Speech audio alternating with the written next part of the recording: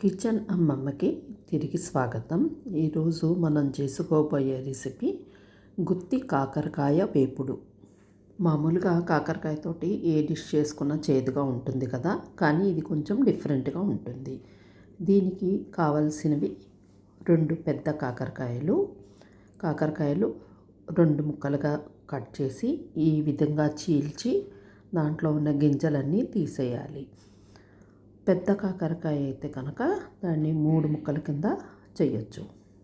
లోపల గింజలు తప్పకుండా తీసేయాలి, ఎందుకంటే ఇది మనము గుత్తి వంకాయ వేపుడు చేసుకుంటున్నాం కాబట్టి మనము ఈ కట్ చేసిన దాంట్లో మసాలా అంతా కూరుకున్నాక వేపుడు చేసుకుంటాము.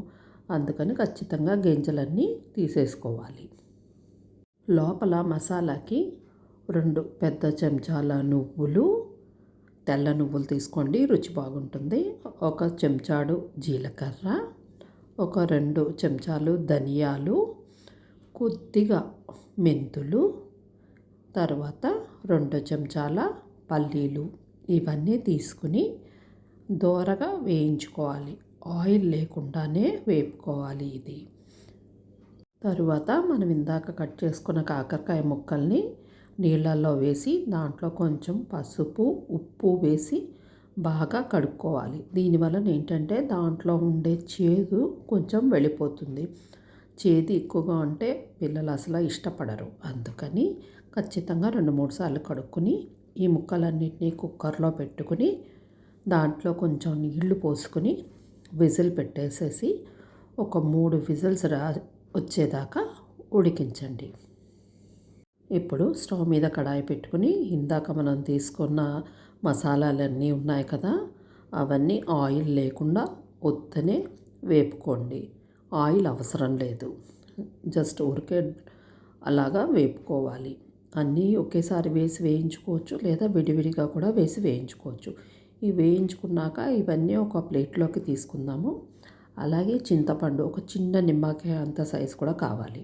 తరువాత ఒక పెద్ద ఉల్లిపాయ సన్నగా కట్ చేసి ఈ విధంగా ఇది కూడా వేపుకోవాలి. దీంట్లో కావాలనుకుంటే ఒక 2 చుక్కలు నూనె వేసుకోవచ్చు, కాకపోతే నేను నూనె వేయకుండానే వేపాను.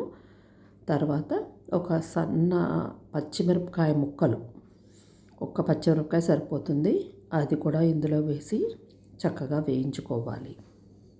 ఇది వేగుతున్నప్పుడు మనము సన్నగా తరుక్కున్న కొత్తిమీర కూడా వేసి వేపుకోవచ్చు.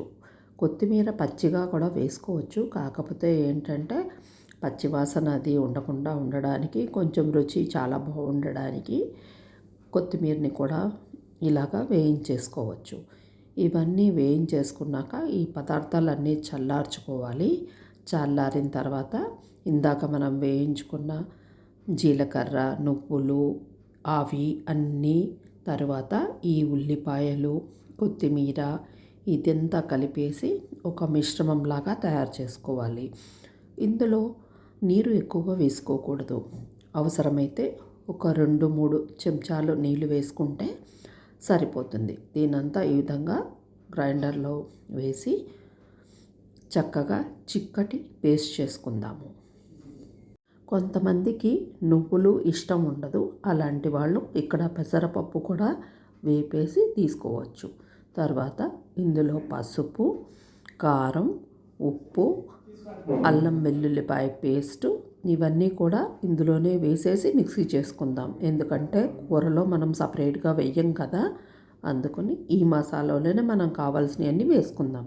తరువాత విజిల్ కట్టేశాక ఆ కాకరకాయ ముక్కల్ని చల్లార్చి దాంట్లో నీరు లేకుండా చూసుకొని కొంచెం అంటే ఒక్క చుక్క కూడా నీళ్లు ఉండకపోతేనే ఫ్రైకి బాగుంటుంది కదా. మనము ఏదైతే మిశ్రమాన్ని ఈ విధంగా మెత్తగా రుబ్బుకున్నామో దాన్ని ఈ కాకరకాయల్లో స్టఫ్ చేయండి. ఇలా కాకరకాయల్లో కూర్చితే ఏంటంటే మనకి చాలా రుచి వస్తుంది.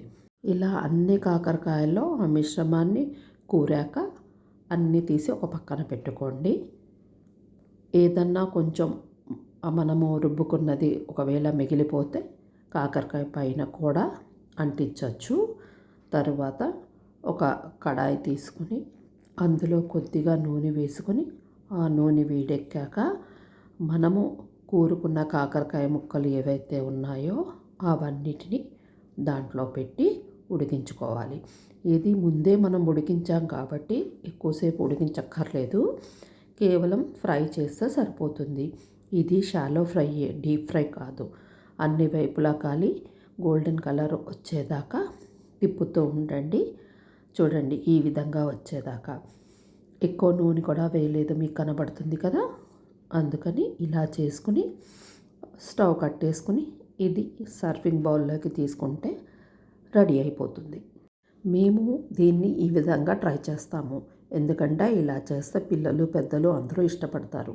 మీరు కూడా ఒకసారి ట్రై చేయండి. నచ్చితే లైక్ చేయండి, షేర్ చేయండి.